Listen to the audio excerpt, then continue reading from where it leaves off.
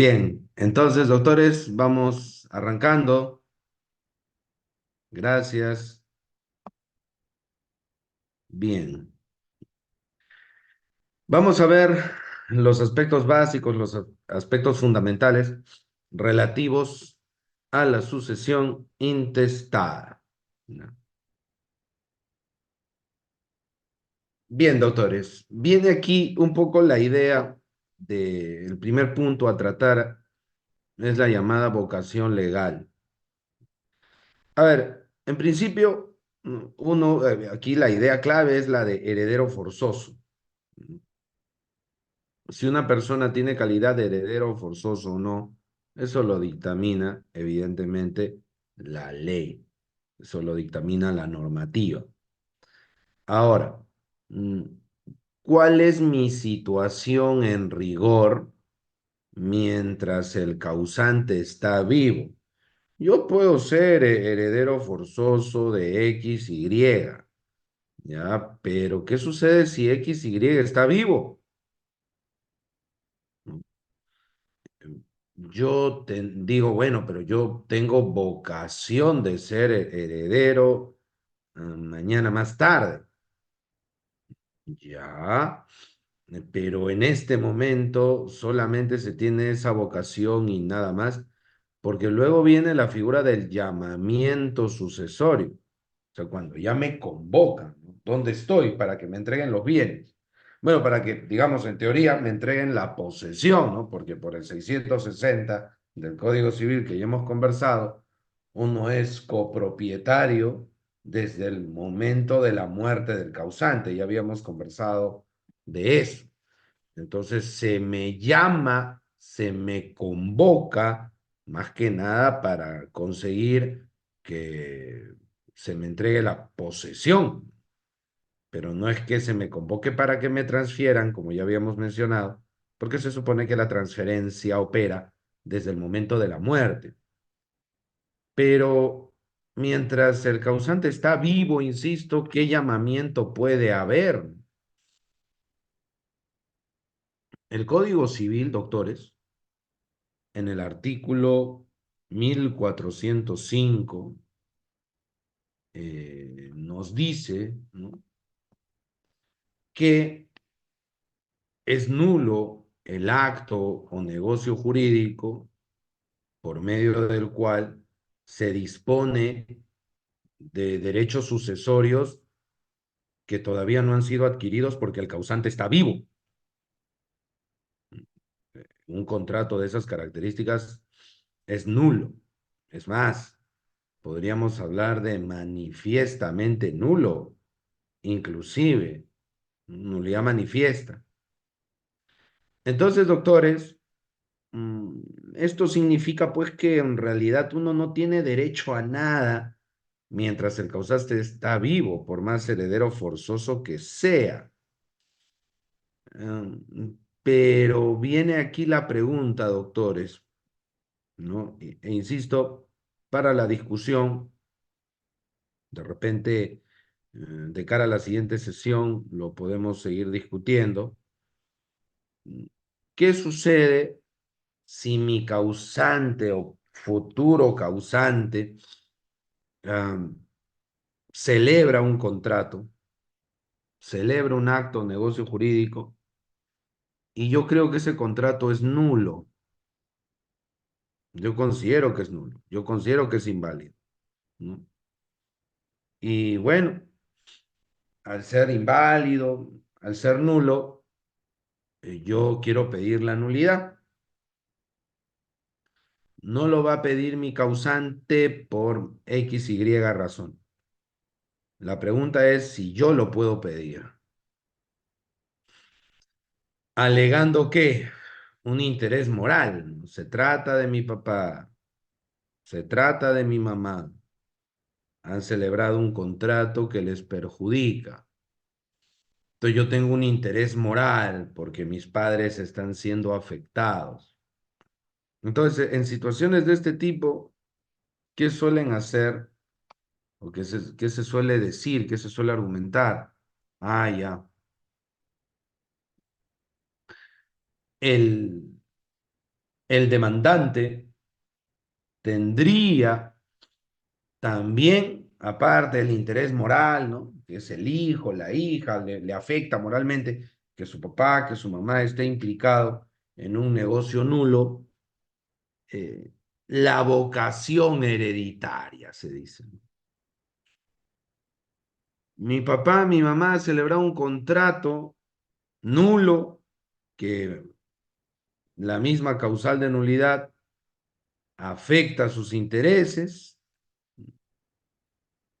y yo tengo una vocación hereditaria, ¿no? Porque si el patrimonio de mis padres se ve menguado, afectado por un negocio nulo, eso me puede afectar a mí porque yo tengo vocación de heredero también, ¿no? Mi potencial herencia se ve afectada. Entonces, se puede discutir, ¿no? Yo creo ahí, doctoras, doctores, que interés moral, desde luego que podría haber, pero decir que hay un interés económico por el tema hereditario es bastante relativo. Mientras la persona esté viva, tiene su autonomía privada limpia, impoluta, intocable, y si decide realizar un acto o negocio jurídico, no le va a impedir su hijo o su hija. Hay un buen ejemplo que se pone aquí. Pensemos en Juanito. Juanito tiene dos hijos. Uno es el hijo favorito, el otro no tanto. Más bien es el hijo que le saca canas. Entonces, Juanito le da, fíjense, un anticipo de legítima al hijo favorito.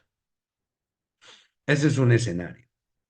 Otro escenario, una compra-venta al hijo favorito a un precio ganga. Entonces el otro, pregunto, el hijo que hace renegar, el hijo que hace rabiar al papá, reclama, ¿no? Oye, papá, y yo también soy tu hijo.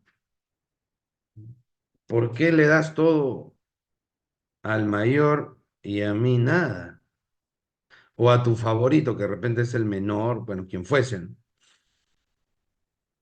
Él puede reclamar algo, él puede decir mis derechos sucesorios están siendo afectados porque mi papá y mi mamá están vendiendo a un precio por debajo del mercado. Lo que él podría alegar es si hay una simulación, pero si el negocio jurídico es verdadero, un poquito complicado. Más allá del tema de la colación, ¿no? Ese es otro tema. Pero es un poquito complicado que el hijo menos favorito eh, cuestione o diga me están afectando algo. Pues no es dueño de nada.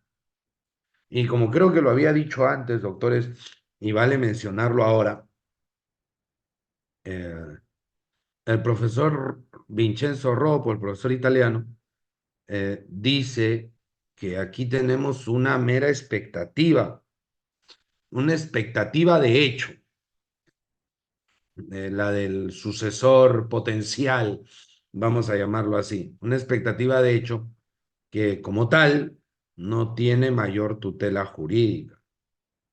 O sea, el padre, la madre, tiene su derecho constitucional a la libertad de contratar plenamente libre. Ahora, otra cosa es que papá, mamá incurran en mala gestión, sean pródigos y ahí se intervenga. Ya, ese obviamente es otro cantar también. Entonces, la vocación hereditaria secas sería una situación jurídica sin mayor protección, expectativa de puro hecho.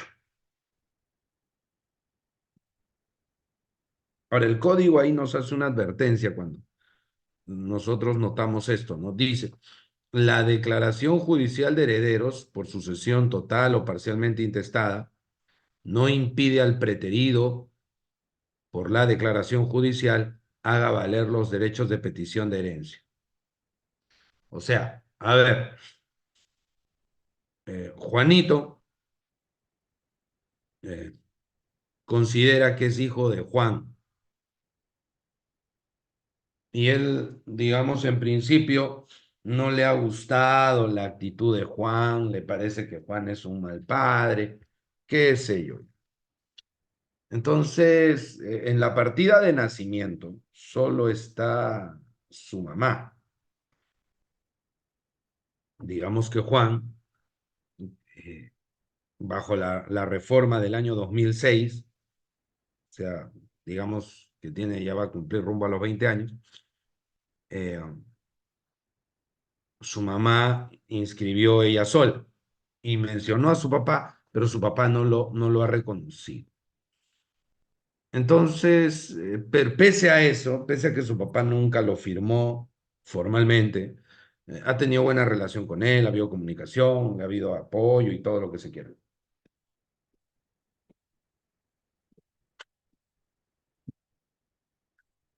Entonces, este señor tiene otro hijo extramatrimonial y este otro hijo extramatrimonial hace una demanda de declaración judicial de heredero y se olvidan del primero que he mencionado. Dice, uy, pucha, que han oído una declaración judicial de herederos y no me han pasado la voz. Normal, no hay problema. Puedes hacer tu petición de herencia y acumular la declaración de heredero, claro, normal, no hay inconveniente. Ahora, no se olviden, doctores, ¿ya? Que cuando estamos en sucesión intestada notarial, esto ya lo habíamos mencionado, lo vuelvo a repetir, creo que es importante. Una vez que se hace la sucesión intestada notarial, yo no puedo agregar más gente, ¿ya?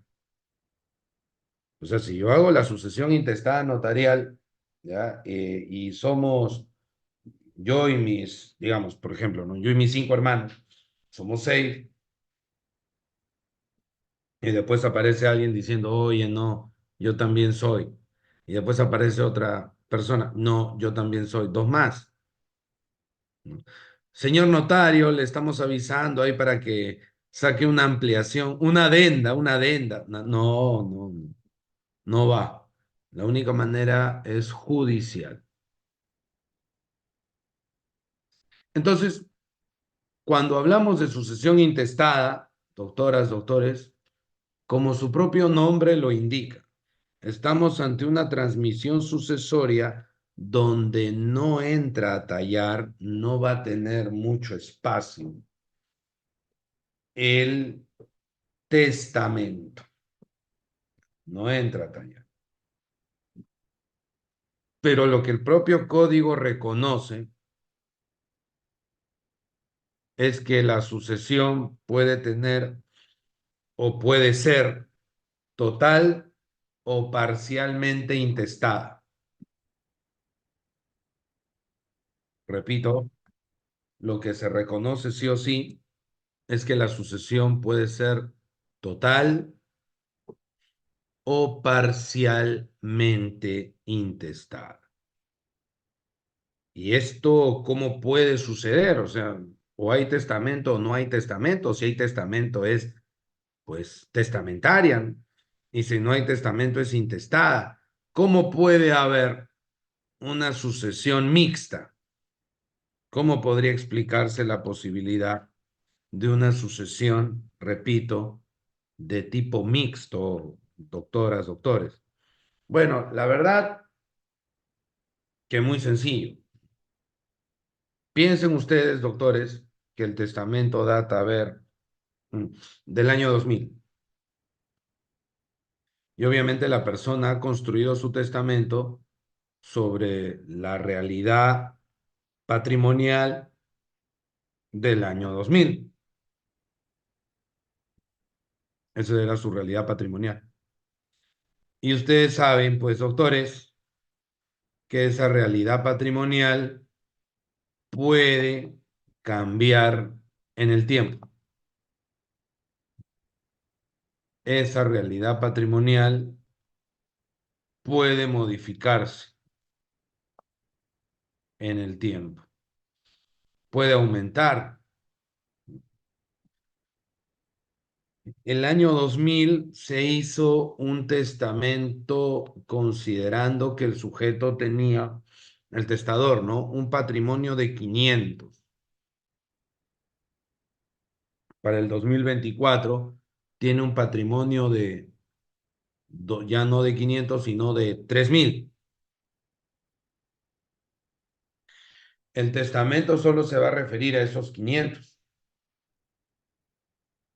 Lo otro no va a ser materia de sucesión testamentaria. Ahí tendríamos, doctoras, doctores, una sucesión mixta. A eso se refiere el código con sucesión total o parcialmente intestada. Va a depender si el testamento del caso concreto, si el testamento que tenemos entre manos, ¿no? Existe o no. Y si cubre o no cubre, o cuánto cubre. Hay un testamento, solo abarca cierta cantidad de bienes, no todos. ¿Qué pasa con el resto de bienes? Obviamente tendríamos que aplicar regla de sucesión, pues no va a ser testamentaria porque no va a haber testamento para esos bienes nuevos. Como dijimos, el 2000 tenía 500, el 2024 tiene 2500. Entonces ahí hay 2000 y esos 2000 se van a regir por las reglas de la sucesión intestada. Entonces, cuando la persona fallezca, va a haber un testamento, pero también una sucesión intestada para toda esa masa hereditaria que no ha sido materia de acto de disposición por medio del testamento, ¿no? Bien, doctores.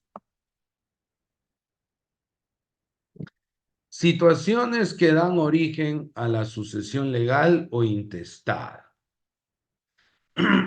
Todo gira, doctoras, doctores, en la ausencia de testamento. Una serie de circunstancias, una serie de situaciones que impiden aplicar el testamento. Ya podría aplicarse el testamento, pero hay algunas circunstancias que le restan eficacia. Hay algunas situaciones que le restan efecto al testamento, entonces no va a haber testamento que aplicar. Vamos a querer llevar adelante la sucesión, pero insisto, repito, no va a haber un testamento que aplicar. Doctor, y si no hay un testamento que aplicar, ¿qué vamos a hacer? No va a haber de otra. Sucesión intestada. Repito, insisto. Entonces, ¿bajo qué supuestos tenemos que ir a las reglas de distribución de la ley? O sea, las reglas de la sucesión intestada. Bueno, primero, ¿no? El causante muere sin dejar testamento. Ese es el supuesto por excelencia. Dicho de otro modo, para que se entienda la sucesión mixta, hay una masa hereditaria, hay un grupo de bienes que el causante ha dejado y no hay declaración de voluntad testamentaria para decidir su destino. No hay. Entonces, caballero, intestado. Ahora dice, ese es otro supuesto, no dejó testamento. O el que otorgó ha sido declarado nulo total o parcialmente. Ahí tendríamos otra vez la sucesión mixta, ¿no? De toda la masa hereditaria, ejemplo, 20% por el testamento y el 80% por las reglas de sucesión intestada, ¿no? Entonces, el que otorgó ha sido declarado nulo total o parcialmente. Porque si una parte del testamento se conserva, quiere decir que va a haber bienes sin disposiciones testamentarias. Ahí entran las reglas de sucesión intestada, ¿no? Dice, ha caducado por falta de comprobación judicial. Como decíamos, en algunos supuestos de testamentos, hay que hacer un chequeo judicial. El plazo estándar es un año. No se hace dentro de un año, ya fue. No hay testamento. Ahora, fíjese, se declara inválida la desheredación. Ya habíamos conversado de ese tema, doctores. ¿Ya? El señor causante, cuando arma su testamento, deshereda a Pepito o a Miguelito. Y luego Miguelito Pepito hace su impugnación, su cuestionamiento a la desheredación en vía judicial y lo gana. Si lo gana, ¿qué significa? Que la repartición testamentaria que se hizo en atención a la desheredación, pues esa repartición ya fue, doctores, ¿no es cierto? Ya fue porque la desheredación se cayó. Entonces el testador dice, ¿no? Voy a repartir todo entre cuatro, cuando en realidad son cinco, ¿no? ¿Y qué pasa con el último? Lo deshereda. Ahora, fíjense, doctores, aquí hay un tema que, bueno, también se puede comentar. Recuerden que voy a dejar de compartir un momento. Recuerden, doctores, que las preguntas, ya, eh, los planteamientos que vamos haciendo durante la sesión, ustedes pueden solicitar que los discutamos con más detalle en la ronda de preguntas, ¿no? Formulando su inquietud. A ver, doctores, creo que esto puede ser de su interés, ¿ya? Y les doy, se puede prestar para la discusión.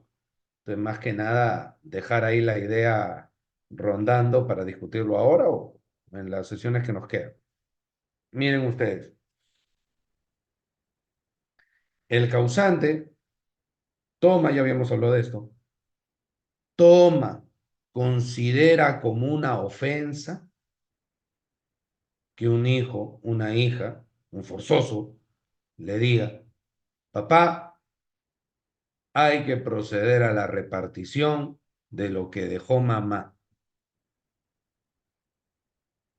Porque claro, pues el papá chapó todo y mantuvo todo el control, ¿no? Todos los hijos dicen, bueno, ya que esté ahí, pues que esté ahí.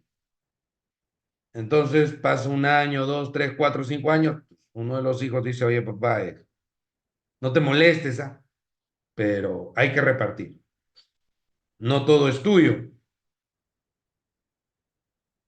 Entonces, ¿qué dice el padre? Oye, me estás ofendiendo. Todo esto es mío. Yo construí todo. Tu mamá era ama de casa. Y sandeces de ese tipo, ¿no? Entonces, lo deshereda, ¿no? Hace un testamento desheredando.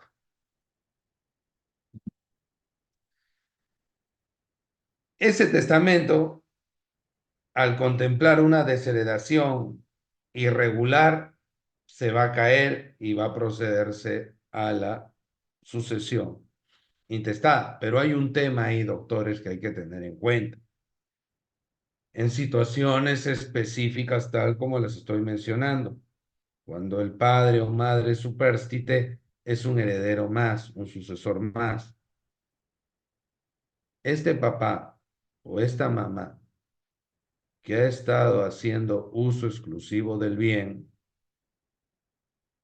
se somete al problema del 975, 976 del Código Civil. ¿Qué pasa cuando un solo copropietario usa de forma exclusiva el bien, sin incluir a los otros? Bueno, papá, quédate, úsalo nomás, ¿no? Úsalo, pues yo te voy a demandar después. Y la deuda va a salir gordota. Y te voy a embargar. Te voy a embargar tu parte también. Ahora, allí ha habido un debate, autores, y con esto cierro este paréntesis, y les puedo sugerir revisar el Pleno Nacional Civil y Procesal Civil del 2021, donde se toca un poco esta temática del 975 del Código Civil Copropiedad, que hay un debate. Bueno, si un copropietario quiere pedir indemnización, compensación económica, porque otro ha estado usando en solitario el bien, tiene que haberlo requerido formalmente. Papá, yo también quiero usar. Y el papá, hay que repartir, mira. Y el papá, no, lo corta, rechaza su pedido. Entonces, algunos dicen, ¿no? Y eso se debatió en el Pleno. eh, Tiene que haber un acto de rechazo, de oposición, de exclusión del copropietario que disfruta o usa el bien en solitario, digamos, ¿no? Pero otros consideran, entre los que me cuento, ¿no? Otros consideran que no. O sea, la norma lo único que pide o exige es que un solo copropietario esté usando, disfrutando en solitario y los demás simple y llanamente no están percibiendo nada. Si ustedes revisan el acuerdo del Pleno, simplemente hace referencia al uso o, si se quiere, disfrute exclusivo del bien.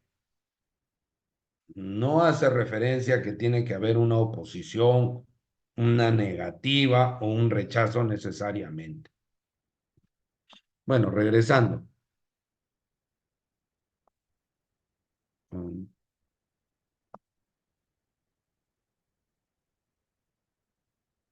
Sigamos. Entonces, si se cae la desheredación, el presupuesto, el testamento se cae, intestado. Dice, el testamento no contiene institución de heredero, o sea, ha declarado la caducidad o invalidez de la disposición que lo instituye. ¿No? Claro, el testamento solamente reparte bienes, el testamento solo se dedica a repartir el tercio de libre disposición y sobre la legítima no dice nada, ni menciona o reconoce herederos, nada, nada, nada. Ahí también tendríamos, vuelvo a repetir, doctor, pero hay un testamento, entonces sería testamentario. Vuelvo a repetir otra vez, el propio ordenamiento jurídico reconoce situaciones mixtas. ¿Qué más? El heredero forzoso muere antes que el testador, renuncia a la herencia o la pierde por indignidad o desheredación y no tiene descendientes. Porque si tuviera descendientes, normal nomás, el testamento se sigue ejecutando teniendo como beneficiario a los descendientes. Eso es representación sucesoria. Entonces, los descendientes permiten llevar adelante la ejecución del testamento. Pero ahí dice, pues si no hay descendiente, va a rebotar. ¿A dónde se va a ir?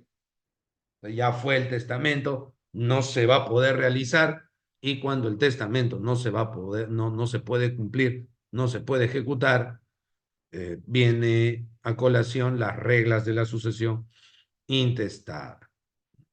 Dice, el heredero forzoso muere, tercera línea, ¿no?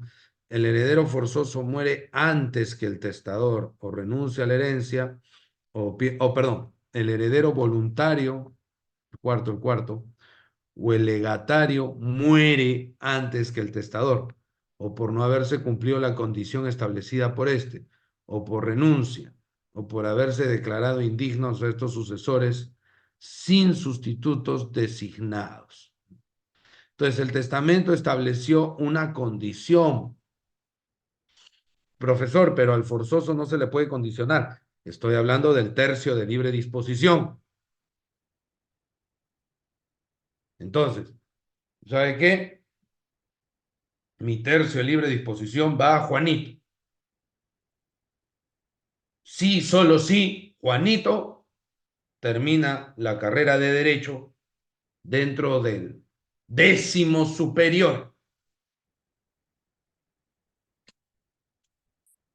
Lamentablemente, Juanito no agarra ni medio superior, ¿ya? Y no se cumple la condición. Y ahora, doctores, ese tercio libre disposición, ¿a dónde se va a ir? Se va a activar la sucesión intestada. No se va a ejecutar ese extremo del testamento. Doctor, pero hay otros extremos del testamento. Otra vez, tengamos en cuenta que el propio sistema reconoce situaciones duales, testamentarias unas partes, intestadas otras partes de la masa hereditaria. El testador que no tiene herederos forzosos o voluntarios instituidos en testamento no ha dispuesto de todos sus bienes, ahí está, o sea, sobró, ¿no? Y dice, ¿no? En cuyo caso la sucesión legal solo funciona con respecto a los bienes. ¿Ve? Supuesto claro de sistema mixto de sucesión.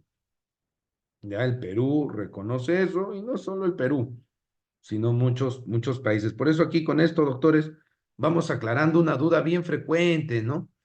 Doctor, pero o sea, o es intestada o es intestada, o hay testamento o no hay.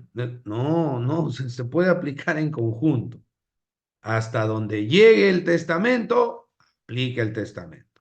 Pero hay más hereditaria, no incluida en el testamento, aplica las reglas de sucesión intestada. Y ya está, para esos bienes. Sigamos avanzando, doctores. Bien, órdenes de la vocación legal o intestada. ¿Ya? A ver. Hay varios órdenes, doctores. ¿Hasta dónde llega? En principio, pues hasta los primos. Ya más allá, medio complicado. No llega a los llamados primos lejanos, el sobrino de mi primo, ¿no? Eso está bien, ya demasiado lejos. A ver, son herederos del primer orden, los hijos. Ahí está, lógico, lo clásico. No solo en el sistema del civil law, sino también en el sistema del common law, suele funcionar de esa manera. Primer orden, los hijos y demás descendientes, o sea, nietos, bisnietos, tataranietos, etcétera. Del segundo orden, los papás y demás ascendientes, abuelo, bisabuelo, tatarabuelo. Tercer orden, la esposa o esposo. Tercer orden, ahí ya vienen los vínculos por afinidad. O sea, el primer y el segundo orden, doctores, son vínculos, como podrán comprender, de tipo sanguíneo, de tipo sanguíneo. Ascendientes, descendientes. Tercer orden ya viene un vínculo por afinidad, por intermedio de la esposa, del esposo. Pero ¿quién más dice? El integrante sobreviviente de la unión de hecho. El conviviente también es heredero al mismo nivel que la esposa o el esposo. Doctor, ¿y la conviviente irregular? Como ya habíamos comentado, la conviviente o el conviviente irregular solo sería acreedor. Solamente sería acreedor. Entonces, lamentablemente no he visto esta sentencia, doctores. Voy a ver si ahí el doctor Reader me hace acordar para solicitarla o tratar de conseguirla.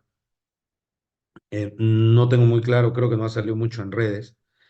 Eh, este caso de al más puro estilo, los más memoriosos lo recordarán de la novela, yo me acuerdo, o sea, seguramente más de uno también.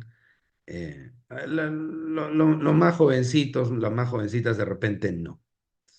Esta novela de Eric Estrada con Vivi Gaitán y Laura León, ¿no?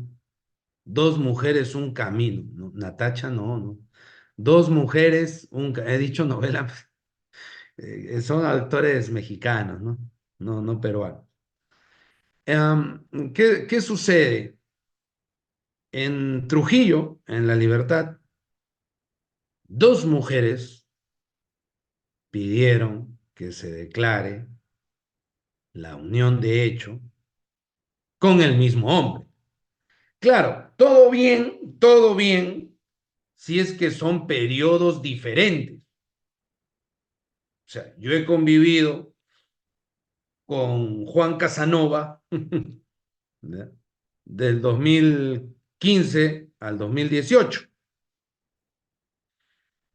y la otra mujer dice del 2018 al 2021. Ah, ya, pues ahí no hay problema, ¿no?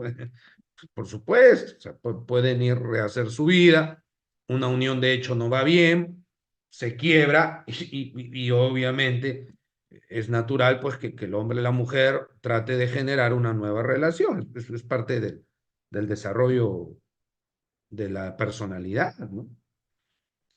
El problema no es ese, doctores. El problema es cuando ambas piden por el mismo periodo de tiempo. Por eso hacía referencia a la novela, ¿no? ¿Qué sucede si de lunes a jueves con Débora y de viernes a domingo con Bárbara? ¿Y quién es el demandado? Amador. Se podría, ¿ya qué pasa cuando Amador muere? Va a tener ahí dos de tercer orden, uno, quien tiene más días, ¿no? ¿Cómo va a ser ahí? Eh, Al menos, miren, doctores, no creo que no tiene mucho sentido hacer temas de historia del derecho, de un poco enfrascarse con temas de buena fe, como serían los 80 en los 90, pero en la época actual, como que es razonable suponer que ambas sabrían o estarían en razonable posición de saber que estaban compartiendo pareja. Quizás se podría sustentar que alguien tenía más tiempo o pasaba más días a la semana con él que la otra,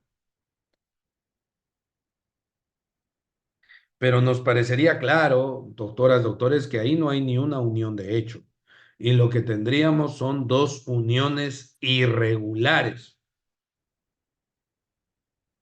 Y lo que tendría la más hereditaria sería eventualmente dos acreedoras por el enriquecimiento sin causa que corresponde para los casos de uniones de hecho irregulares, ¿no?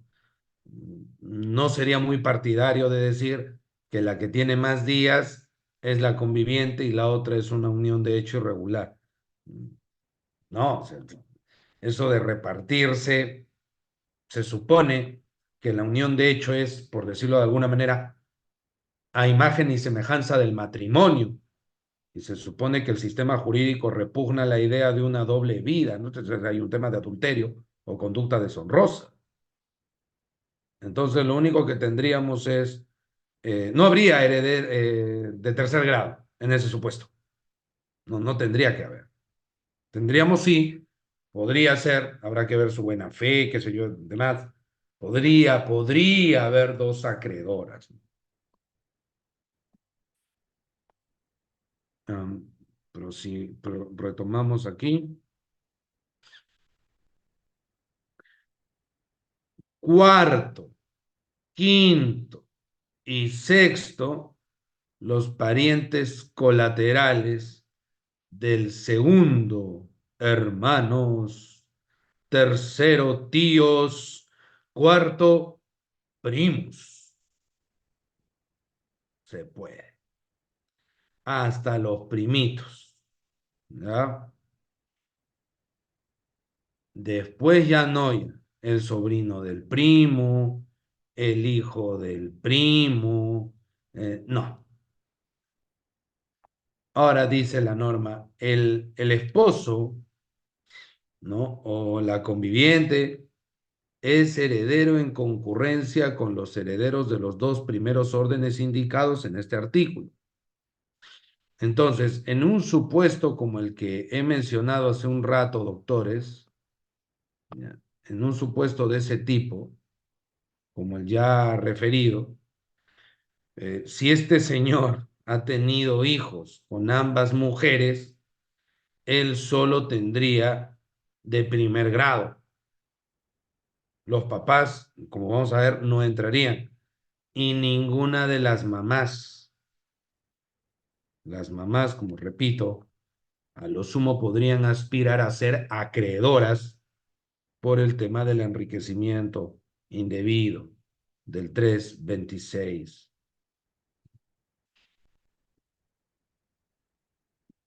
Entonces, si hay una esposa, si hay un conviviente, concurre o con los hijos o con los papás. Como ya habíamos explicado, ¿no? Ese supuesto donde los convivientes no llegan a tener hijos, ni siquiera adoptan, nada, y fallecen. ¿Qué tenemos? Papás y nuera. Ambos van a heredar. ¿No? Los papás, la nuera, ambos, doctoras, doctores, van a consumar el tema hereditario. No, no se le va a excluir por el hecho de que no haya tenido hijos. ¿Se entiende? Los parientes de línea recta descendente excluyen a los ascendentes. Los parientes más próximos en grado excluyen a los más remotos, salvo el derecho a representación. Claro, eso ya es otra cosa, ¿no? Entonces, si hay abuelos y hay padres, los papás. Si hay hijos, si hay nietos, los hijos. Pero obviamente si hay un hijo premuerto, entrarán los nietos por representación, no porque los nietos sean como tales herederos a los que les toque. Su padre falleció y al fallecer les toca a estos nietos. Vamos avanzando. Sucesión de los descendientes y ascendientes, ¿no? Todos los hijos, miren doctores, todos los hijos tienen iguales derechos sucesorios respecto de sus padres. Esta disposición comprende a los hijos matrimoniales, extramatrimoniales, reconocidos voluntariamente o declarados por sentencia, respecto a la herencia del padre o de la madre y los parientes de esto. ¿Y qué más? También están, como no podía ser de otra manera, ¿no? También están los hijos adoptivos, ¿ya? Solamente están, doctoras, doctores, los adoptivos también. A ver, el Código Civil de 1852 reconocía hijo bastardo, hijo ilegítimo, y también existía la figura, como bien lo narra Carlos Ramos Núñez, el hijo sacrílego. ¿Qué era el hijo ilegítimo? No estoy casado y lo tengo. O sea, podría tener mi pareja, es, digamos, mi pareja regular o mi conviviente en los términos actuales, teníamos hijos sin estar casados. ilegítimo, ilegítimo, ¿ya? Y luego teníamos un hijo y bueno, para no tener más ilegítimos nos casábamos, para que todos los demás sean legítimos. Eso era. Eh, Doctor, pero ¿y el bastardo? No, el bastardo es Juanito está casado y tiene una relación casual con Débora y ¡plup! Débora embarazada. Entonces es un hijo fuera del matrimonio. Ese es bastardo. En los términos, obviamente, decimonónicos, ¿no? Doctor, ¿y el sacrílego? Ah, esos eran los hijos de los sacerdotes y monjas. Sacrilegio. Obviamente todos estos tenían diferentes derechos, ¿no? El ilegítimo todo bien en tanto no tuviera hermanos legítimos. El bastardo tenía todo bastante reducido, ¿no? Un porcentaje era la mitad o la cuarta parte de los legítimos. Y el sacrílego, solo alimentos, nada más. Entonces, doctor, pero el sacrílego, o sea, ambos tendrían que ser de la iglesia, digamos. No, uno solo. O sea, papá laico, la mamá monja, mamá laica, papá cura. Ya, ahí. Ahora, monja con cura, pues ya doble. ¿De acuerdo? Obviamente toda esa referencia desigual fue erosionándose desde la segunda mitad del siglo XIX en realidad. Y con nuestro código del 36 ya la cosa se había regularizado y hay pues aplicación de la igualdad. Entonces, sea hijo de un matrimonio súper consolidado a hijo de una relación puramente casual, es igual para efectos sucesorios, totalmente igual. Y bueno, no solo para sucesorios, ¿no? Sino como bien sabemos, para efectos de responsabilidades, de los alimentos me refiero, ¿ya? Eh, el padre, la madre, tiene que dar a los hijos sus recursos, el prorrateo, ¿no? Tiene que ser por igual. Es ilegal, pero esa situación de ilegalidad lamentablemente se da con alarmante frecuencia, ¿no? Se supone que a todos les tiene que dar por igual, pero ya sabemos que no es así. Ciertos hijos por ahí le terminan dando más recursos y a otros los terminan eh, ahorcando, ¿no? A cuentagotas. Dice, a falta de hijos y otros descendientes, heredan los padres por partes iguales. Si existiera solo uno de ellos, a éste le corresponde la herencia. Entonces, los padres heredan obviamente por igual. Papá mitad, mamá mitad.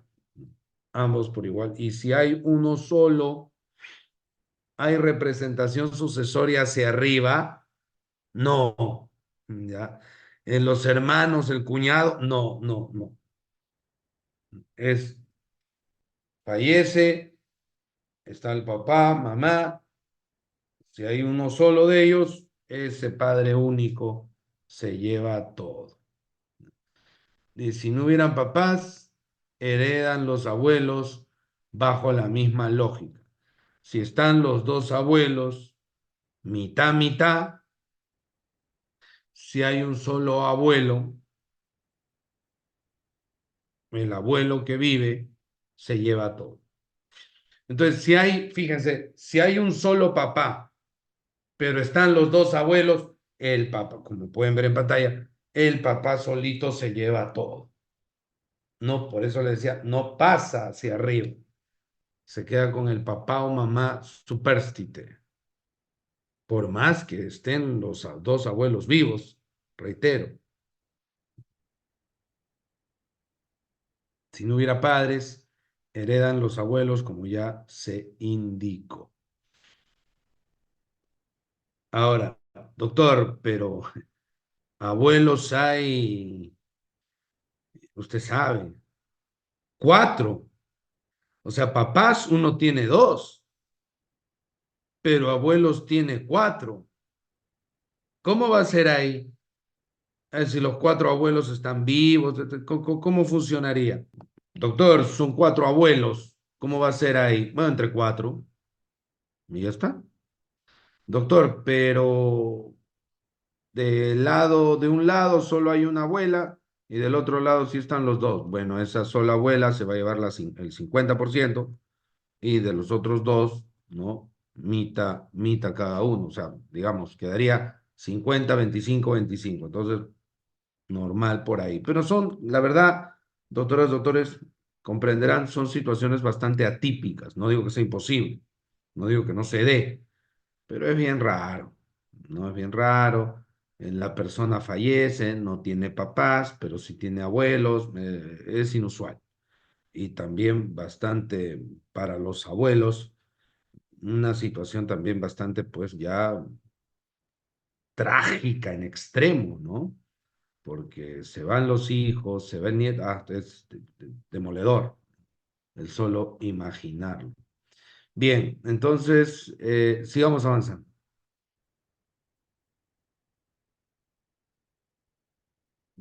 Ya. Sucesión del esposo, concubino, los parientes colaterales. A ver, doctores, en línea con lo que ya habíamos mencionado. El esposo, esposa, parte inferior izquierda de la PPT, para que no se pierdan, doctores, parte inferior izquierda de la PPT. El esposo, esposa que concurre con hijos u otros descendientes, hereda una parte igual a la de un hijo. Aquí está, pues, a ver, el típico supuesto. Cuando se dice, ¿no? La esposa o el esposo se lleva el 60. No, no, no, no, no. Se lleva más del 50. No, tampoco. Ya, ahí hay que tener cuidado. Si va a llevarse una mitad es porque le toca como integrante de la sociedad de gananciales. Entonces, cuando fallece el esposo, cuando fallece la esposa, al supérstite, al sobreviviente, le toca primero la mitad de todo como integrante de la sociedad de gananciales. No como heredero, ¿no? Es una, a veces, en términos coloquiales, ¿no? Como una superheredera. No, no es ninguna superheredera ni ningún superheredero. Está recibiendo lo que le toca simplemente en su condición de tal, en su condición de integrante de la sociedad de gananciales. Entonces, no es que sea un heredero privilegiado o alguna cosa así. No. Cuando el esposo o esposa recibe su mitad, voy a decirlo así, doctoras, doctores, cuando recibe su mitad, insisto, solo con el ánimo de ser didáctico, ¿no? Va a recibir su mitad como sucesor de la sociedad de ganancias, pero no del finado o finada. El finado o finada, doctoras, doctores, viene después. Ahora, ese finado o finada se va a quedar con ¿cuánto? Con 50. Y ese 50 se va a repartir. Entonces, imaginemos que tenemos el caso de que todos los activos de la sociedad gananciales, no hay bienes propios, ¿ya? Pongo este ejemplo solo con fin didáctico, Patrimonio de las sociedades gananciales, 100. ¿Cuántos hijos? 4. Entonces, no hay bienes propios. Cuando fallece, se extingue la sociedad gananciales. Entonces, esas sociedades gananciales tiene que obviamente que repartirse entre digamos, los sucesores del finado, donde está la esposa, obviamente, ¿ya? Y la propia esposa, en su condición, digámoslo así, insisto, solo con fin didáctico, en su condición de sucesora, ¿ya? De las sociedades gananciales por un lado y en condición de sucesora de su esposo fallecido. En su condición de integrante de las sociedades gananciales, 50. El otro 50 se lo va a repartir ella con sus hijos, que son 4. Entonces, ese otro 50 se va a repartir entre ¿cuánto? Entre 5. ¿Qué dice la norma? Hereda igual que otro hijo. 10, 10, 10, 10, 10, 10, 10, 10. Entonces, la señora es cierto, va a terminar quedándose con 60. Pero no es que sea heredera privilegiada, superheredera, no. Es por el tema de la sociedad ganancial. ¿Qué ocurre si se han casado por patrimonios separados? ¿Qué ocurre si no hay muchos bienes sociales?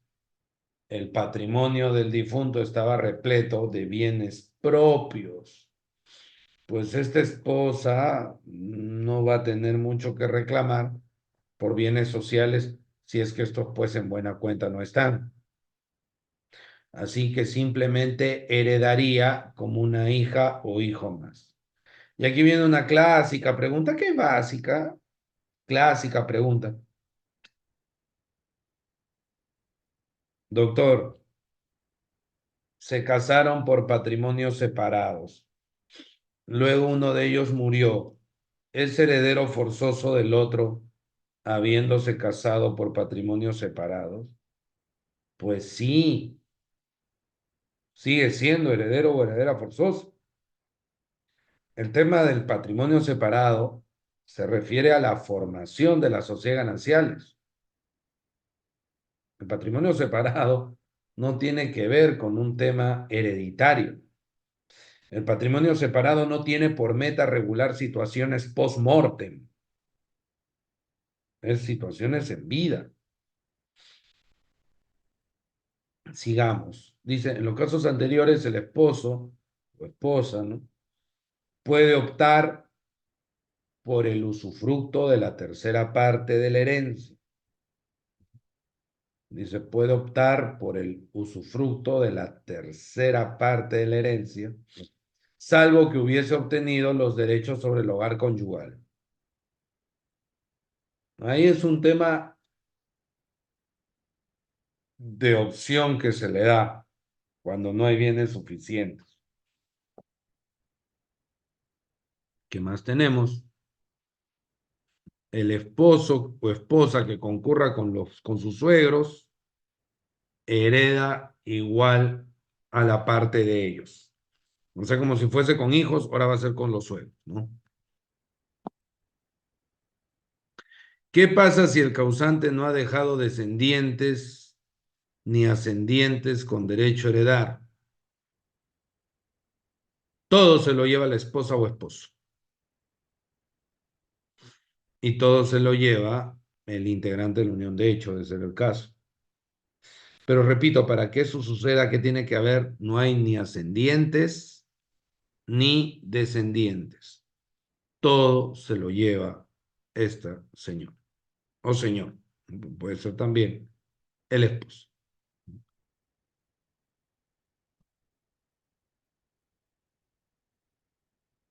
Bien, doctores, aquí entramos a uno de los puntos más controvertidos, ¿no? Ay, ay, ay, ay, ay, ay, ay, no. Hacia atrás. A ver, no sé si me están ayudando ahí. Necesito retroceder. No. Ah, ya está. El llamado matrimonio por conveniencia.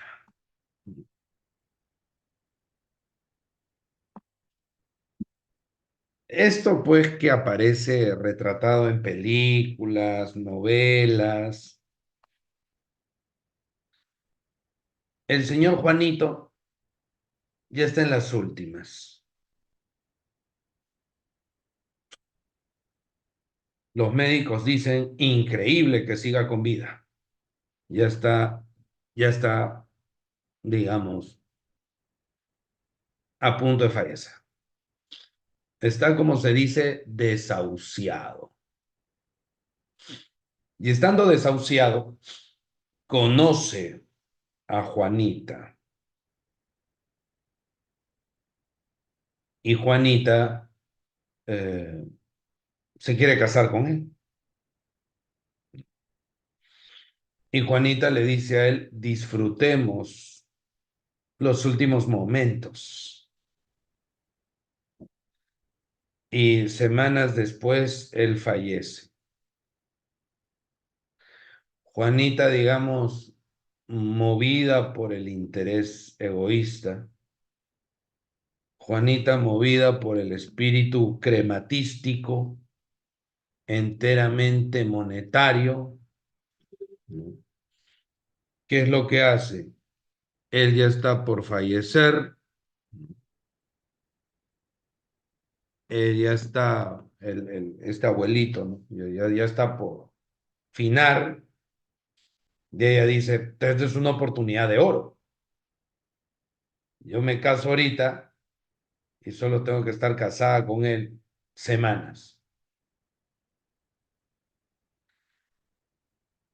¿Qué sucede en esos casos? A ver, está prohibido casarse en esos supuestos complicados, así se podrían casar eventualmente, ¿no? Mm, Pero el código pone pues ahí un límite. Dice, ¿no? Fíjense, la sucesión que corresponde al viudo o a la viuda no procede cuando hallándose enfermo uno de los esposos al celebrarse el matrimonio, o sea, al celebrarse el matrimonio, había una situación, doctoras, doctores, de enfermedad. Entonces, cuando dice, ¿no? Cuando hallándose enfermo uno de los esposos al celebrarse el matrimonio, muriese de esa enfermedad dentro de los 30 días siguientes, luego de casarse. ¿Qué pasa si fallece meses después? Fallece 3 meses después, 2 meses después, medio año después, se casó ella o él estando enfermo, estando enferma, y ahí nomás luego de casarse muere, pero ha pasado más de 30 días, insisto, 3, 4, 5 meses. Esta restricción, claro está, ya no aplicaría.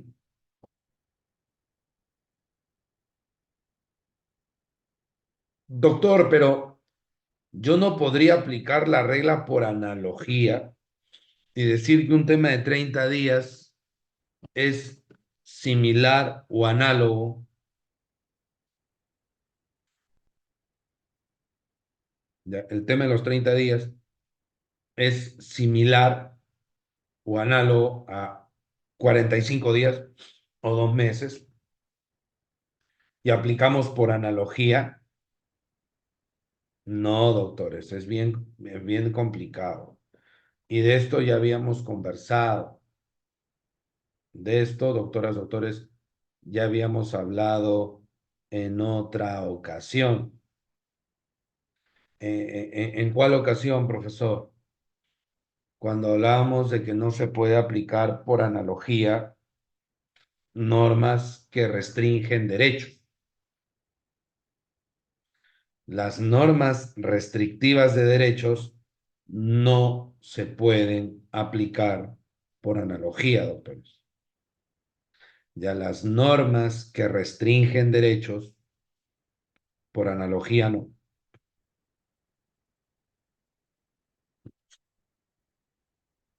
¿Cuál es la base legal de esto?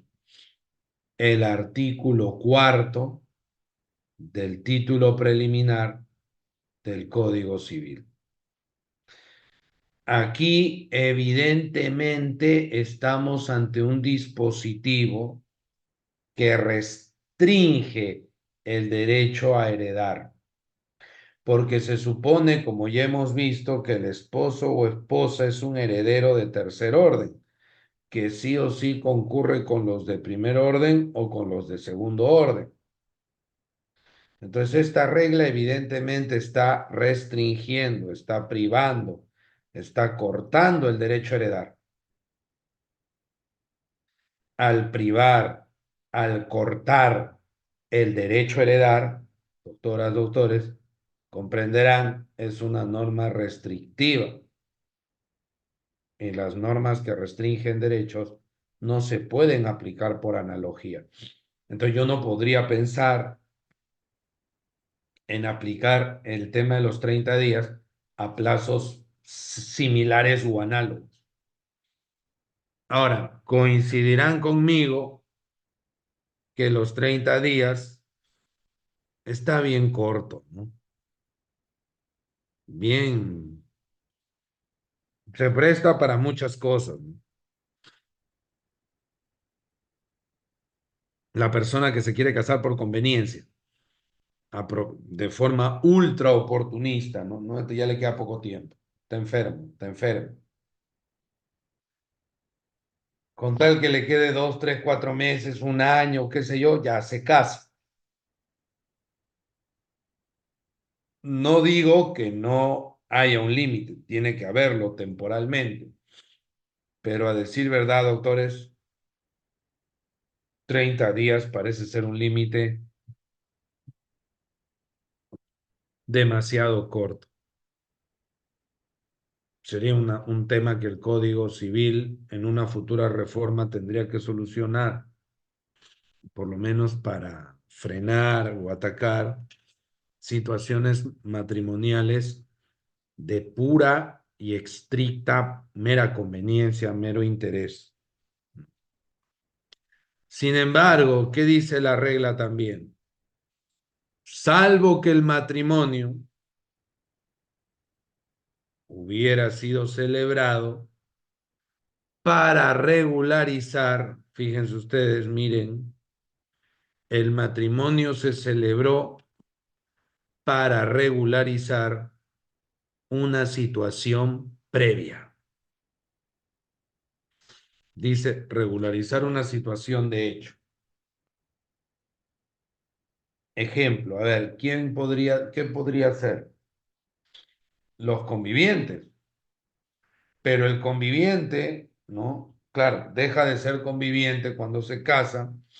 Entonces, y ahí cuando se casa es dentro de los 30 días. Fallece. Fallece, digamos, días después. Ni semanas, ¿eh? Sino que, digamos, de manera consciente, de manera voluntaria, se ha celebrado el matrimonio faltando pocos días para que fallezca la persona. Entonces, pero ya eran convivientes de antes. Esa convivencia desapareció. No podríamos decir ella hereda como conviviente, porque ya no hay convivencia, hay matrimonio. Entonces, si le cortamos el derecho, porque el señor falleció dentro de los 30 días, se queda sin nada, habiendo sido conviviente previamente. Y la relación de ambos evolucionó al final, porque pasó de convivencia a matrimonio, digamos, por lo menos evolución en el sentido de la ley. Eh, Porque no faltan los que dicen que ha sido más bien involución, que mejor estaban de convivientes.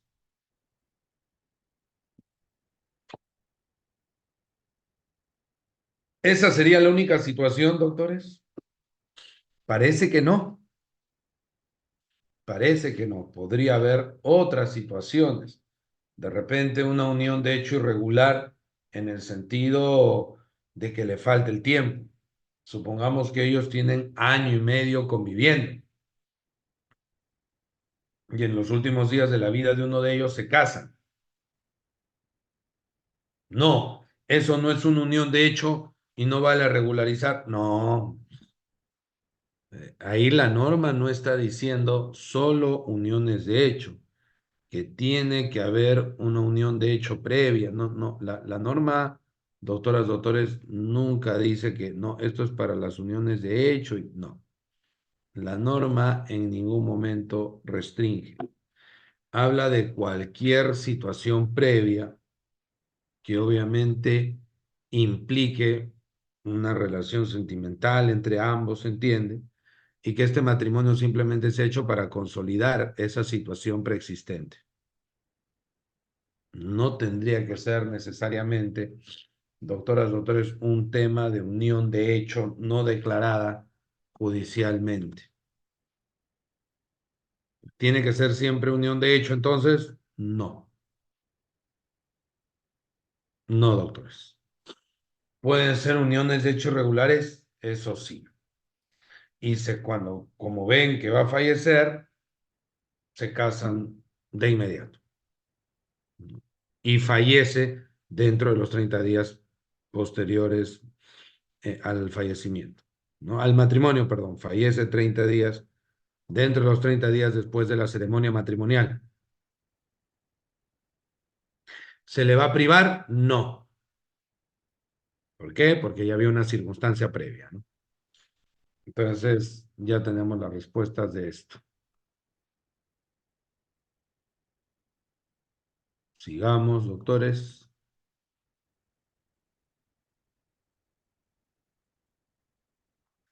Bien, sucesión del Estado y de las beneficencias públicas. A ver, doctores, dice, a falta de sucesores testamentarios o legales, el juez, notario que conoce el proceso o trámite de sucesión intestada, adjudicará los bienes que integran la masa hereditaria, dice, a la sociedad de beneficencia o a falta de esta, fíjense, a la Junta de Participación Social del lugar del último domicilio del causante en el país o a la Sociedad de Beneficencia de Lima Metropolitana si estuvo domiciliado en el extranjero. A ver, entonces no hay sucesores de ningún tipo. Entonces dice, se adjudica los bienes a la Sociedad de Beneficencia. Si no hay, dice Junta de Participación Social. Todo esto, ¿quién lo ve, doctores? El MIMP, ¿no? El Ministerio de la Mujer y Poblaciones Vulnerables al día de hoy. ¿Pero qué se requiere aquí? Que la persona haya fallecido sin dejar sucesores particulares. ¿Quién se lo queda? El Estado. Pero en supuestos, pues prácticamente donde la persona no tenga, pues familia. Falleció bastante solo, bastante sola. O si tiene familia, no califican para ser herederos. Si son familia, no, no llega, no alcanza. ¿No? Son familia muy lejana. Entonces, no hay sucesores, doctores, doctores. No hay. Como no hay sucesores, va a la beneficencia pública. Ellos tienen que estar, y como suele ocurrir, ¿no? Están en constante monitoreo a ver qué les pueda tocar. Y claro, si se beneficia alguna de estas entidades, se entiende que nos beneficiamos todos porque el adquirente viene a ser el Estado, doctoras, doctores, ¿no? El Estado es el que viene a adquirir. Ahora dice, Es obligación de la entidad adjudicataria pagar las deudas del causante si las hubiere, hasta donde alcance el valor de los bienes adjudicados. Entonces, el Estado tiene ahí la obligación de asumir las deudas que pudiera alcanzar. No pueden escudarse diciendo, soy el Estado, no. Si quieren limpiar el bien, el Estado tiene que intervenir. Claro, imagínate que el predio en cuestión tiene medidas cautelares, doctoras, doctores, deudas y demás. Entonces, ok, la beneficencia se lo va a llevar, pero se lo va a llevar con todo y embargo. Se lo va a llevar con todo y cargas y gravámenes. Entonces el Estado tendría que evaluar, ver si va a tratar de limpiar esos problemas del bien. Limpiar, digamos, sus problemitas registrales. Si el Estado adquiere, insisto, estos activos, tiene que hacerse cargo. No es una opción como pueden ver ahí. Por eso dice, es obligación de la entidad adjudicataria pagar las deudas del causante si las hubiere. Dice, hasta donde alcance el valor de los bienes ejecutados. Entonces, la sociedad de beneficencia pública de Lima paga las deudas del bien. Corresponde al gestor del proceso o trámite de sucesión intestada el 10% del valor neto de los bienes adjudicados, el mismo que será abonado por la entidad respectiva con el producto de la venta de dichos bienes u otros mediante la adjudicación de alguno de ellos. Entonces dice, corresponde al gestor del proceso el 10% de lo adjudicado, ese es su honorario, ¿no? El mismo que será abonado por la entidad respectiva, o sea, el beneficiario, con el producto de la venta de dichos bienes. O sea, primero la entidad pública tiene que definir qué se va a hacer con los bienes, ¿no? Dice, el mismo que será abonado con el producto de la venta de dichos bienes u otros.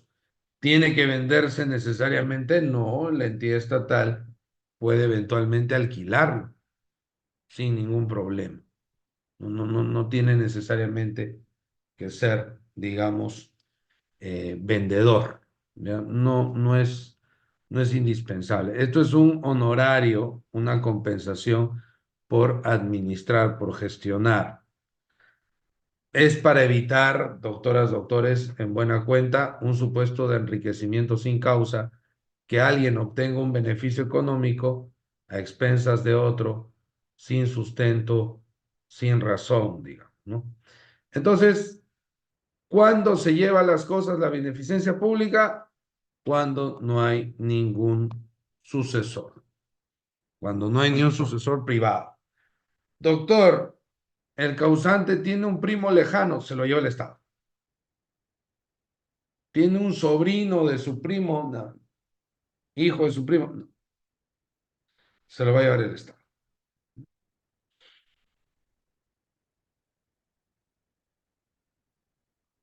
¿Ver? Ya.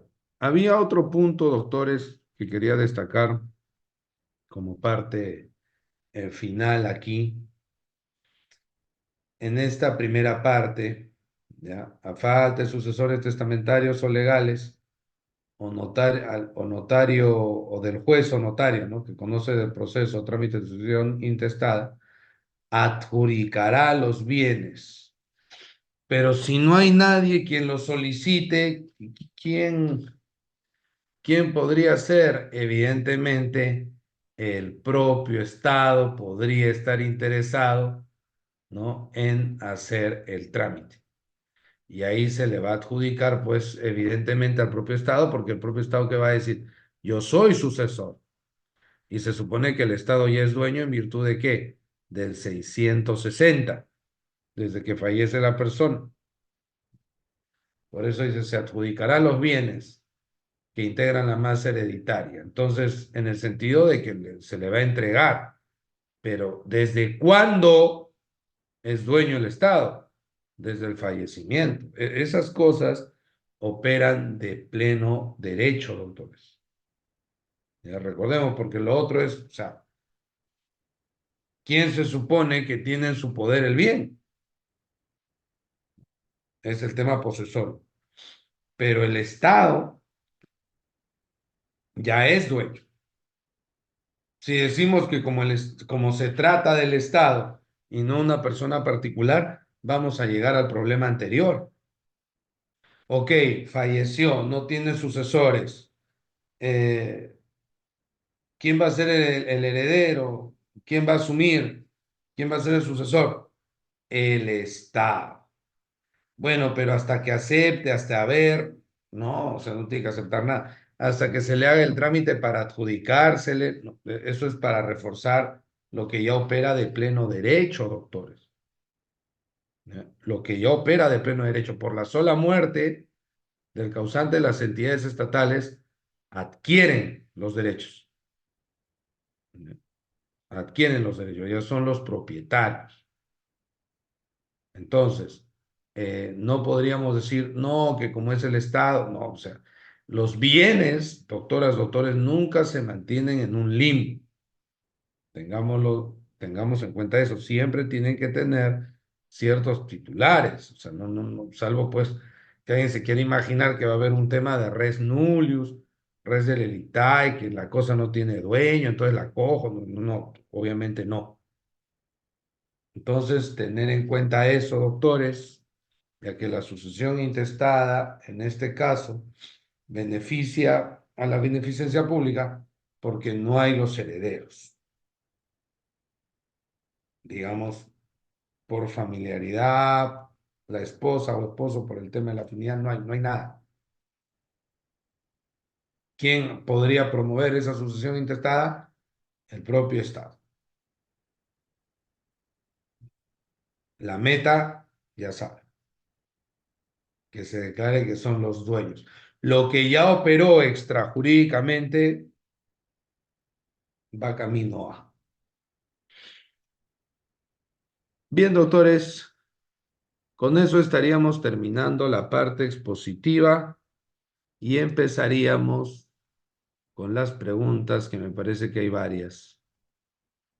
Muchas gracias, doctor Ferdinand Manco. Estimados colegas, en estos momentos vamos a dar pase a la ronda de preguntas. Pero por favor, ya saben la misma modalidad, tener activo su cámara, debidamente sentados, una pregunta por estudiante, pero las preguntas ser referente al tema, no casos particulares, y si es un caso particular, siempre haciendo hacia un tercero, pero breves, ¿sí?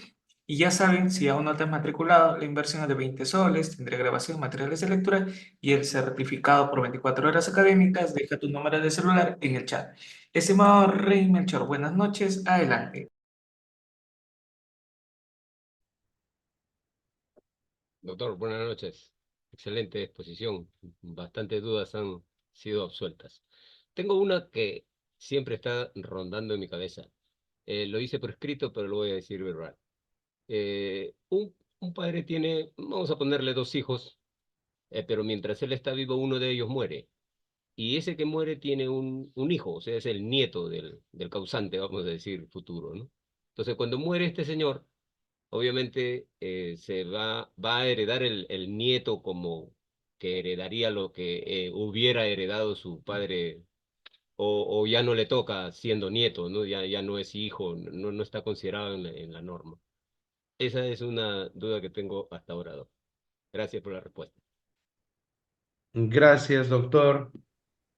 Vamos a tratar de ponerle un poquito más de, digamos, de fuerza al tema de representación en alguna de las sesiones que nos toca, pero sí, doctor, o sea, de todas maneras, por un tema de representación sucesoria, ese nieto como decíamos, ¿no? En algunos de los ejemplos que trabajamos hoy, ese nieto va a adquirir lo que el padre no. O sea, lo que el hijo del causante. Entonces tenemos A que tiene su hijo B y el hijo de B es C. O sea, C es nieto de A. ¿Qué pasa si B fallece antes que todos? ¿Qué pasa si B es desheredado? ¿Qué pasa si B es indigno? Entra C en su lugar. Y eso no significa que C sea heredero forzoso, que haya cambiado de orden. Es un tema de representación sucesor. Gracias, doctor Melchor. Y ahí al final dejamos el correo electrónico, creo que están solicitando, el normal lo ponemos de nuevo. Gracias. Muchas gracias, doctor. Estimada Ruth, ¿cómo está? Buenas noches. Adelante, una pregunta. Gracias. Hola, buenas noches, doctor. Muy buena ponencia. Doctor, solamente quería consultarle algo. En cuanto a los que son herederos, Uy, doctora Ruth, se le muteó. Para su audio, por favor, nuevamente le doy pase. Adelante, por eh, favor. Es el inicio. ah, Gracias. como le comentaba, doctor, en cuanto a lo que son herederos directos, bueno, si en caso no están reconocidos, como dijo el doctor, bueno, solamente el padre lo ha firmado y la madre falleció y la madre fue cremado. ¿Y cómo se haría en ese caso, en caso de sucesión intestada, teniendo cuatro hijos forzosos? Gracias, doctora. Bueno, evidentemente la exhumación no va a ser posible para acreditar o sustentar el vínculo materno-filial, podría decirse también de un tema paterno-filial si es que un padre fue cremado, pero los avances de las técnicas de la utilización de la prueba de ADN permiten, y hemos visto varios casos así, seguro, doctoras, doctores, ustedes han escuchado al respecto también, que se puede hacer entre hermanos, con otros familiares. O sea, siempre hay la posibilidad de que no, el tema del ADN no dependa solo del papá, pueden jalar abuelos, hermanos, ¿no? Y que ya dan un indicativo. Claro, baja. No es el 99%, pero siempre es arriba del 90 y tantos por ciento, ¿no? Y por ser el ADN, el Código Civil lo respalda. Entonces, si no se puede hacer la prueba de ADN con los papás, no habría problema. Se puede hacer con otros parientes, siguiendo esta técnica de la medicina o de la genética, mejor dicho, ¿no? Así le podría contestar, doctora Ruth. Gracias. Muchas gracias, doctor. Ya saben, estimados colegas, si aún no te has inscrito, puedes dejar tu número de celular en el chat, solamente los que desean matricularse. Estimada Blanca, adelante, por favor, una pregunta. Gracias. Doctor, buenas tardes, buenas noches. Sí, adelante, por favor. El caso es que la persona entró como inquilina en la propiedad, pero la asesora fallece, ¿no? El causante fallece, pero ella tiene la posesión. En este caso, ¿cómo sería? ¿También sería a la beneficencia pública? Gracias, doctora, por la pregunta. A usted. Bueno, a ver, como ya vimos, la beneficencia pública se va a quedar con el bien si no hay ni ascendiente, ni descendiente, ni esposa, esposo conviviente. Ahora, si el bien ha estado alquilado, tiene un inquilino, eso no va a variar. Ahora bien, la doctora Blanca presenta un caso donde podría por ahí aplicarse estos temas sucesorios combinándolos con el cuarto pleno casatorio civil del desalojo. ¿no? Y claro, la beneficencia pública, al adquirir inmediatamente por el 660, como ya dijimos en la parte final de la sección expositiva, asume la posición contractual del finado o de la finada. Y al asumir esa posición contractual, va a tener que respetar los términos del contrato. Entonces, si ese contrato todavía le faltaba 3, 4, 5 años, bueno, la beneficencia va a tener que esperar. Pero claro, la beneficencia pública también va a cobrar esa renta, no va a ser la beneficiaria de la renta. Entonces, la situación de propiedad va a cambiar, pero el contrato que se haya celebrado, la beneficencia lo va a tener que respetar. Ahora, insisto, recordando el cuarto pleno ahí en esa pregunta, o a propósito de esta pregunta, no vale que se diga. La beneficencia pública no podría decir, bueno, soy el nuevo titular, vete de aquí. No, pero yo tengo un contrato vigente. No, porque no has inscrito, no has inscrito tu arrendamiento. Como no has inscrito tu arrendamiento, no me lo podrías oponer. Eso sería si es que es un adquirente a título oneroso. Pero la beneficencia pública es un adquirente gratuito, no ha hecho ningún sacrificio para adquirir eso. Tiene que respetar el contrato de arrendamiento, por más que no esté inscrito, y repito, va a percibir la renta. Ahora, si no le pagan renta, obviamente podrá resolver e iniciar un desalojo con éxito. Así podría contestar, doctora Blanca, gracias. Muchas gracias, doctor Forrinamanco. Estimado Julio César, adelante, por favor, una pregunta. Gracias. Bien, doctor, muy buenas noches. Felicitarlo por la excelente ponencia y así seguidamente pues hacerle una pregunta, ¿no? ¿Qué pasa? A la muerte del causante, de los cuales, bueno, tenía 5 hijos, ¿no? De los cuales 4 están vivos y uno está muerto. A la muerte bueno, de uno de los hijos queda la sucesora, ¿no? Esa es una de la hija.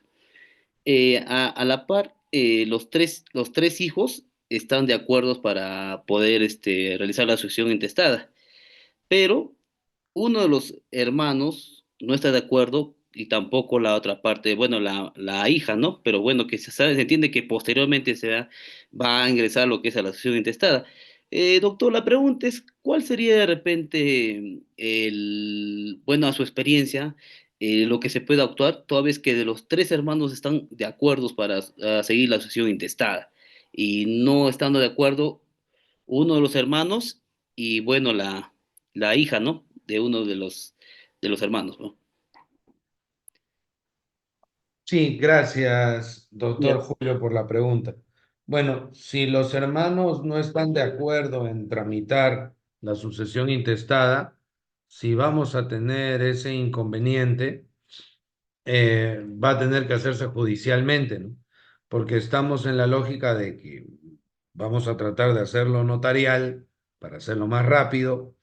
Todos tendríamos que estar de acuerdo, el principio de unanimidad en los trámites notariales, pero si hay discrepancias entre los sucesores, que tú no eres, que si eres, que lo hago, no lo hago, que sí, que no, que por acá, lamentablemente se puede intentar el trámite notarial, pero es un riesgo, ¿no? De que haya una oposición precisamente por esa discrepancia, ¿no? Que esa discrepancia se la comuniquen al notario y el trámite se cae, ¿no?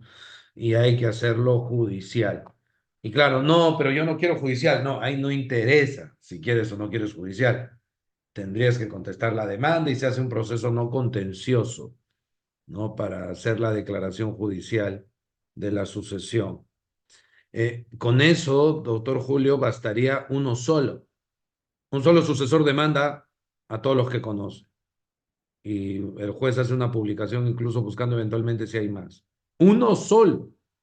Por más que los demás digan, no, que para qué, no, no. O sea, hay una sucesión que declarar y uno solo está legitimado para hacerlo. Así le podría contestar, doctor. Muchas gracias. Muchas gracias, doctor Forrinamanco. Estimado Peter, ¿cómo estás? Muy buenas noches. Adelante, una pregunta. Gracias. Muy buenas noches, doctor. Buena ponencia. Felicitaciones del caso. Quería hacer una, una pregunta, ¿no? Del caso, pues, no de los cónyuges, la esposa, bueno, es la conviviente, fallece y son cuatro hermanos. Y de una de las hermanos se hace bajo naturalmente como la única heredera forzosa. Hace una declaración jurada como única heredera y menciona ahí en esa declaración que será pasible en caso de que realmente es falso, pues va a tener sanciones administrativas y penales. ¿Cuáles serían las consecuencias jurídicas tanto civil como penal? Esa sería la pregunta. Muchas gracias, doctor. Gracias, doctor Peter. Bueno, ahí hay un tema bien interesante, ¿no? Y aprovecho aquí para dejarle la idea al doctor Reader, porque ahí hay una interconexión entre civil y penal, y él ha hecho mención que tiene muy buenos amigos penalistas. Claro, uno podría decir, yo solito hago mi sucesión intestada, me declaro universal y se acabó, a pesar que sé que hay otros sucesores, como es el caso que usted bien ha mencionado, doctor Peter. Entonces, evidentemente, se puede hacer una declaración judicial de herederos contra eso. También podrían pedir hasta la nulidad, aunque no sería estrictamente necesario, pero se podría plantear. ¿Ya? O sea, no es el fin del mundo, pero a nivel notarial, doctor Peter, ya no se puede hacer nada. O sea, yo me voy a otra notaría, no, ya, oye, mira, él ha hecho en esa notaría, no, yo también voy a hacer acá. No, pues va a rebotar, va a decir, oiga, no, porque uno de los requisitos es el certificado negativo de sucesión intestada. Pero ya lo sacaron, pues ya se hizo declarar universal, ya no se puede, notarial, estamos fritos. Lo único que queda es judicial. Y en la vía civil es declaración de herederos, declaración judicial de herederos, o inclusive la misma nulidad del acto jurídico y que como otra pretensión, que se declare cuál es la verdadera sucesión, doctor, por decirlo de alguna forma. Eso siempre en la vía civil. Ahora, en la vía penal hay debate. Algunos dicen, y esto creo que ya lo habíamos mencionado en algún momento, algunos dicen, no, como pudo hacerlo y en la vía civil hay solución, entonces no hay delito de falsedad. Y otros dicen, sí existe delito de falsedad porque estoy haciendo trámites notariales e ingresando al registro información falsa desde una perspectiva civil, ¿no?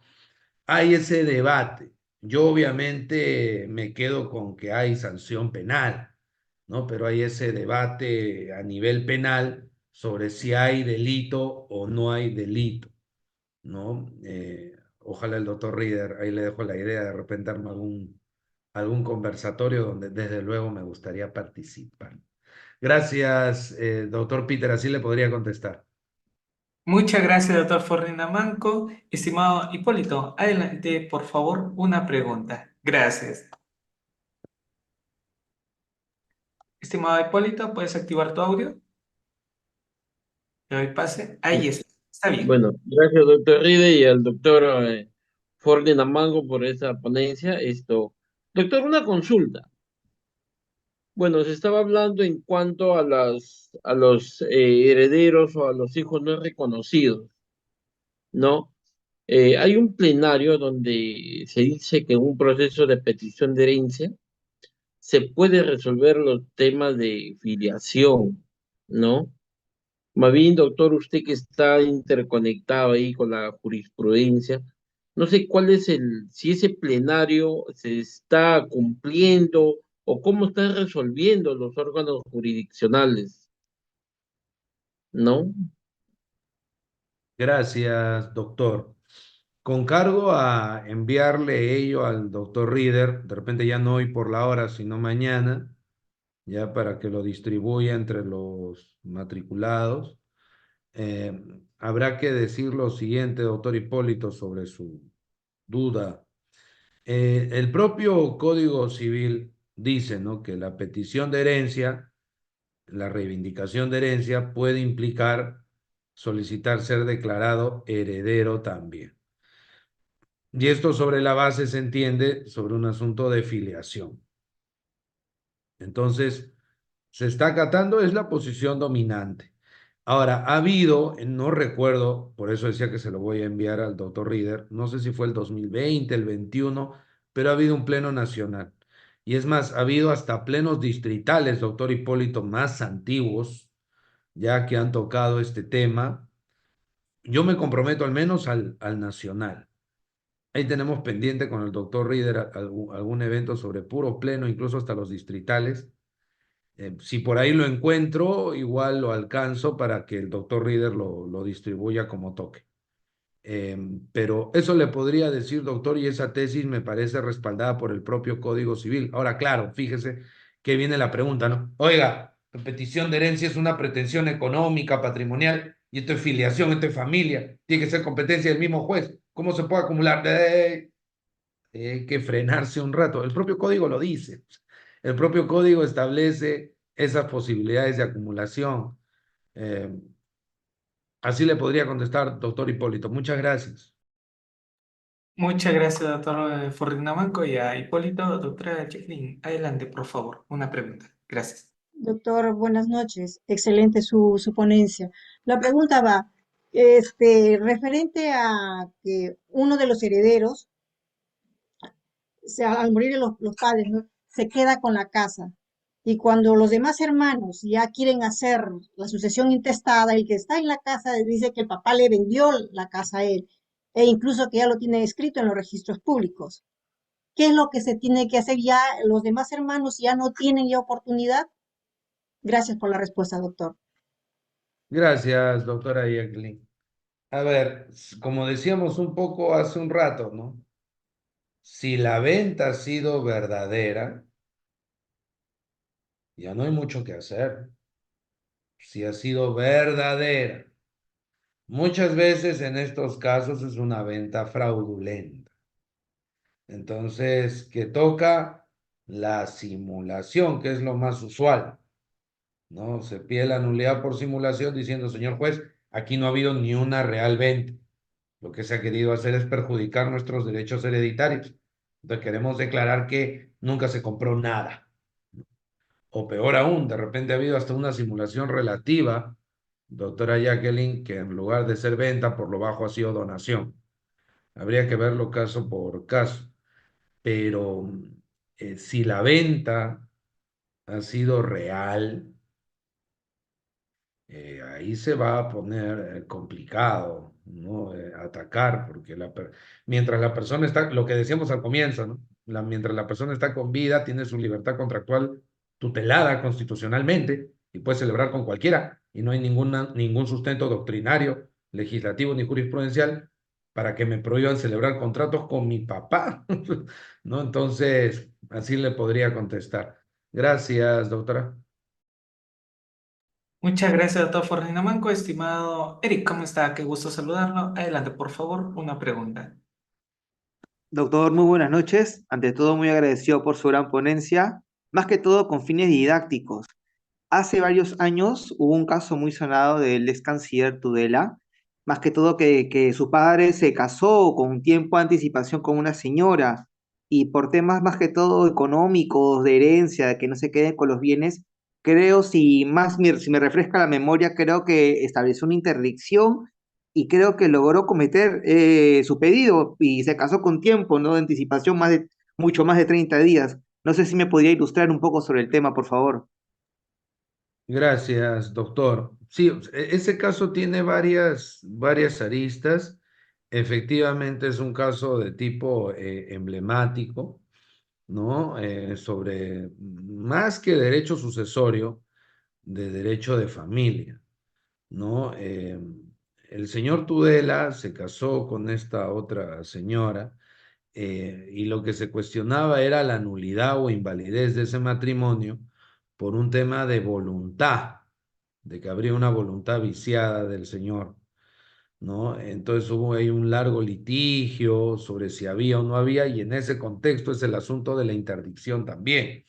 Pero claro, ¿qué decían algunos? Si tú crees, bueno, los abogados de la señora, ¿no? Y del propio señor Tudela, porque después estaban los hijos del señor Tudela, versus los abogados de la esposa y el esposo, tutela. ¿Qué decían los unos? No, que ha habido una nulidad de acto jurídico y hay que corregir esa situación, nunca se ha casado y que en interdicción nosotros debemos tomar el control. La otra, no, que se casó libremente, si quieren cualquier interdicción no hay problema, pero se encarga la esposa. ¿Quién mejor que la esposa? No los hijos, ¿no? Si no mal recuerdo, doctor, pues un caso de hace 20 años o algo más, ya incluso con otras normas, ¿no? Si no mal recuerdo, triunfó la tesis de que reconocía valía el matrimonio, ¿no? Igual motivo para reexaminarlo y en lo que toque volverlo a conversar en las siguientes clases. Así podría contestarle, doctor Eric. Gracias. Muchas gracias, doctor. Estimado Orlando, adelante, por favor, una pregunta. Gracias. Sí, doctor, muy buenas noches. Buenas noches. Doctor, mi pregunta es lo siguiente. Hay un tema bastante recurrente en cuanto a sucesión intestada y es el tema del entroncamiento con respecto a la documentación.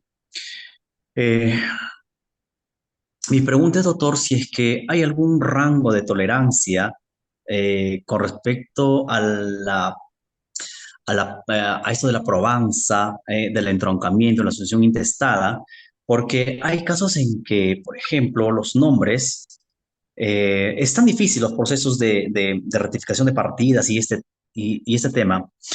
Hay nombres que, por ejemplo, están con la Z en vez de estar con la S, y de repente en los documentos por ejemplo, en las esposas, cuando los esposos fallecen, están llevando el D, ¿no? El de Romero, el de López, el de Sánchez. Necesariamente para demandar una sucesión intestada, se tiene que hacer la rectificación de partida. ¿Hasta qué punto es tolerable, ¿no? Las situaciones que se puedan ver en la documentación, doctor. Gracias. Gracias, doctor.